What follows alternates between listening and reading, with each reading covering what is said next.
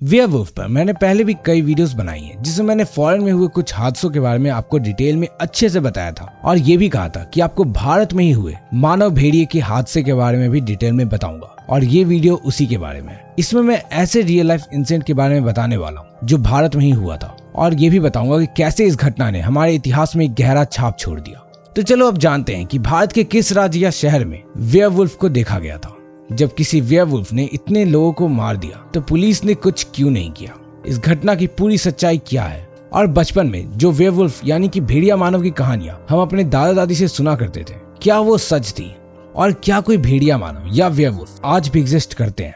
तो थोड़ा इंतजार करो, इन सब सवालों का जवाब देगा ये मंदबुद्धि बालक। देखो, अभी जिस रहस्यमय घटना के बारे में मैं आपको बताने वाला हूँ वो तब की है जब बिल्डिंग्स और कॉलोनी से कहीं ज्यादा जंगल हुआ करते थे और जब गाड़ी नहीं बल्कि बैलगाड़ी सड़कों पर चला करती थी। इस वक्त हमारे भारत को गुलामी से आजादी भी नहीं मिली थी और आपने कई लोगों से सुना होगा कि एक वक्त ऐसा भी था जब लोग शाम होने के बाद घर से बाहर नहीं निकलते थे। ये दौर भी कुछ वैसा ही था जब लोग घरों से सूरज ढलने के बाद बाहर नहीं निकला करते थे, क्योंकि हो सकता है कि कुछ ऐसा जंगल से आ जाए जिससे बचना नामुमकिन हो। तो ये बात आज से करीब 150 साल पुरानी है। इस वक्त जंगली जानवरों के इंसानों को मारने की घटना बहुत आम थी, क्योंकि उस वक्त भारत में सिर्फ एक चिड़ियाखाना था और बाकी सभी जानवर आजादी से कहीं भी घूम सकते थे। खैर, ये इंसिडेंट जो मैं आपको बता रहा हूँ वो भारत के उत्तर प्रदेश में सन 1878 में हुई थी। दरअसल उस वक्त उत्तर प्रदेश के बनबीरपुर में एक वेयरवुल्फ का आतंक पूरी तरह से गाँव में फैला हुआ था और उसका खौफ इतना ज्यादा था कि उस वेयरवुल्फ ने 10-20 नहीं, 50 भी नहीं और इनफैक्ट 100 भी नहीं बल्कि 624 लोगों को मार डाला था। देखो, जब हॉलीवुड भी भारत में प्रचलित नहीं था तब हम अपने दादा दादी से ऐसी कहानियां सुना करते थे। खैर, आपका तो पता नहीं, पर जब मैं बच्चा था तब मेरे दादा दादी अक्सर मुझे ऐसी मायावी जीव और रहस्यमय जीवों के बारे में बताया करते थे और मेरे दोस्तों को भी उसके दादा दादी ऐसे ही जल परी, वेयरवुल्फ, रक्त पिशाच सबके बारे में बताया करते थे। मुझे तो लगता था कि वो सब मजाक कर रहे हैं। वो ऐसा भी बोला करते थे कि जब वो बच्चे हुआ करते थे उनके गांव में ऐसी ऐसी मायावी चीजों को देखे जाने की बात काफी ज्यादा चर्चा में थी। आए दिन उन्हें ऐसी घटना सुनने को मिलती थी कि किसी रहस्यमय दानव ने या किसी शैतान ने इतने बच्चों की जान ले ली। अब देखो, मैं इस चीज के प्रति बहुत ज्यादा स्केप्टिकल था। लिटरली कहूँ तो मुझे ऐसा लगता था कि सिर्फ हंसी मजाक और मुझे सिर्फ डराने के लिए ये कहानियां वो बता रहे हैं। पर जैसे जैसे मैं बड़ा हुआ और मेरी इस विषय में रुचि बढ़ने लगी, मुझे पता चला कि वाकई में सन 1878 में ऐसी घटनाएं हो रही थी। चलो, तो अब फाइनली इस इंसिडेंट को अच्छे से जानते हैं कि इस घटना में क्या क्या हुआ था।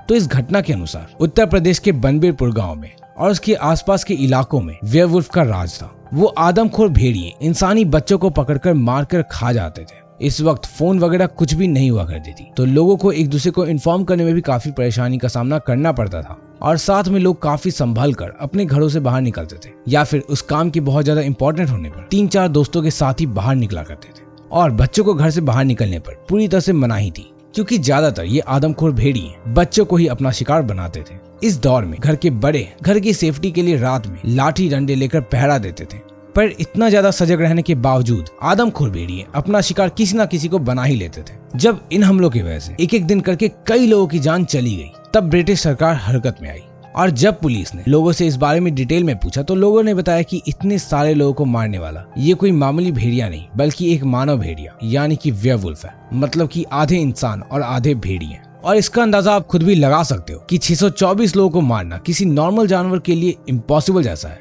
चूंकि ब्रिटिश पुलिस को भी इस बात पर भरोसा नहीं हुआ, तब सीता देवी नाम की एक 10 साल की बच्ची ने भीड़ में से रोते हुए पुलिस को बताया कि उसने खुद की आंखों से उन मानव भेड़ियों को देखा है। उस लड़की ने आगे बताया कि वो मानव भेड़िया शुरुआत में तो किसी शेर और भेड़िए की तरह 4 पैरों से चलते हुए आया और झट से मेरे भाई आनंद को पकड़ लिया, पर फिर पलक झपकते ही वो शैतान इंसानों की तरह 2 पैर पर खड़ा हो गया और मेरे भाई को कंधे पर रखकर वहां से भाग गया और मैं उसे नहीं बचा पाई। उस बच्ची ने आगे बताया कि वो भेड़िया इंसानों की तरह काला कोट, चश्मा और किसी तरह का हेलमेट भी पहना हुआ था। इतना ही नहीं, उस बच्ची के दादाजी, जिसका नाम राम लखन पांडे था, उन्होंने भी कहा कि जब तक प्रशासन हम पर इन्हें भेड़िया बोलने का दबाव डालेगी, हमें मजबूरन इन्हें भेड़िया ही बोलना पड़ेगा। पर ऐसा कोई आम भेड़िया नहीं कर सकता, बल्कि कोई और रहस्यमय जीव है जो ऐसा कर रहा है। हमने उस जीव को अपनी खुद की आंखों से भी देखा है और वो कोई भेड़िया नहीं हो सकता, बल्कि भेड़िया मानव जैसा कोई रहस्यमय जीव है। खैर, आनंद नाम के उस 4 साल के बच्चे को वेयरवुल्फ द्वारा उठाए जाने के 3 दिन बाद ही ब्रिटिश पुलिस को गांव से कुछ दूर जंगल में उसका सर मिला था। डॉक्टरों ने जब उस डेड बॉडी की जांच की, तब उन्होंने बताया कि ये काम किसी आदमखोर भेड़िए का या फिर भेड़िया मानव का है। ये घटना न सिर्फ उत्तर प्रदेश के बनबीरपुर में हुई बल्कि मंजमपुर में भी घटी थी। और इस गुत्थी को सुलझाने वक्त राम लखन सिंह, जो कि उस वक्त एक एनिमल कन्वर्सेशनिस्ट थे, उन्होंने उन सभी जगहों को मैप पर हाईलाइट किया जहाँ भेड़ियों का कब्जा था, जहाँ भेड़ियों ने लोगों की जान ली थी और जहाँ से बच्चे गायब हुए थे। एंड उन्हें एक बात पता चली कि एक गांव में कभी भी एक से ज्यादा हमले नहीं हुए हैं और किसी भी सेम गांव में दोबारा अटैक भी नहीं हुआ है। और ये कोई संयोग यानी कि कोइंसिडेंस नहीं हो सकता, क्योंकि भेड़ियों में तो ऐसा दिमाग भी नहीं होता है कि वो जगह को डिफरेंशिएट कर पाए। तो आखिर वो ऐसा कैसे कर पा रहे थे, ये अपने आप में एक बहुत बड़ा सवाल था। खैर, आगे वीडियो देखने से पहले अगर यहाँ तक देख लिया तो चैनल को सब्सक्राइब कर देना।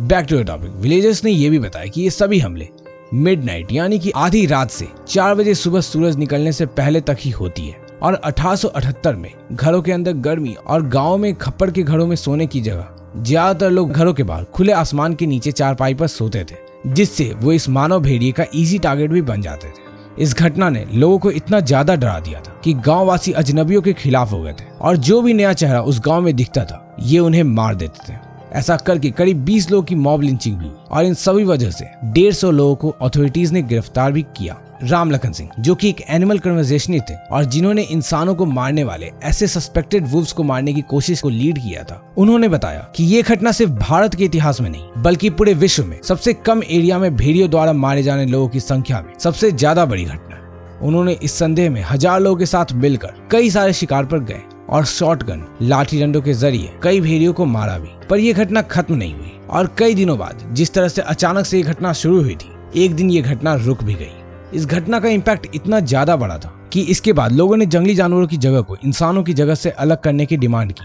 उनका कहना था कि क्राइम और पनिशमेंट हर जीवित चीजों पर लागू होती है, तो अगर कोई जानवर भी इंसानों पर अटैक करता है या किसी को जान से मारता है तो सजा उस पर भी लागू होगी। और इसके बाद सेंचुरीज बनने पर भी जोर शोर से बढ़ावा मिलने लगा, जिससे जंगली जानवरों और इंसानों की जगह में एक दूरी तय हो जाए, ताकि ना ही वो जानवर हमारे इलाके में एंटर कर पाए और ना ही हम उनके इलाके में। देखो, अब जहाँ तक बात है कि इस तरह के रहस्यमय जीव आज भी एग्जिस्ट करते हैं या नहीं, तो आज हमारे पास हर वक्त कैमरा मौजूद होता है। निश्चित तौर पर उतने ज्यादा संख्या में हमले नहीं होते, पर आज भी कई लोग उस तरह के रहस्यमय जीवों को देखने का दावा करते हैं। और सबूत के तौर पर हम अपने फोन के जरिए कुछ भी ऐसे शॉकिंग इंसिडेंट को आसानी से रिकॉर्ड भी कर सकते हैं। तो मैंने कैमरा में रिकॉर्ड हुए रहस्यमय जीवों पर एक सेपरेट वीडियो बनाई है, आप आई बटन पर क्लिक करके देख सकते हो। और दोस्तों, ये दुनिया बहुत ज्यादा बड़ी है, तो जरूरी नहीं कि ये सभी रहस्यमय जीव अगर हमें नहीं मिलते तो इसका मतलब ये एग्जिस्ट ही नहीं करते। तो अगर आपको कैमरा में रिकॉर्ड हुए उन रहस्यमय जीवों को देखना है तो उस वीडियो को आप आई बटन पर क्लिक करके देख सकते हो। वैसे मैंने इस वीडियो में जो भी इन्फॉर्मेशन दिया है वो सब ट्रस्टेड सोर्स के द्वारा बताई गई है और इस इंसिडेंट को न्यूयॉर्क टाइम्स के न्यूज़पेपर ने भी कवर किया था और आज हम उनकी वेबसाइट पर भी इसे देख सकते हैं, जिसे अगर आपको पढ़ना है तो हमेशा की तरह उस आर्टिकल का लिंक भी मैं डिस्क्रिप्शन में डाल दूंगा, आप उन्हें खुद से पढ़ लेना। खैर, वेयरवुल्फ के बारे में हम पूरे डिटेल में अच्छे से जान गए, पर अगर आपको वैम्पायर्स के बारे में जानना है तो लेफ्ट साइड पर क्लिक करके देख लेना।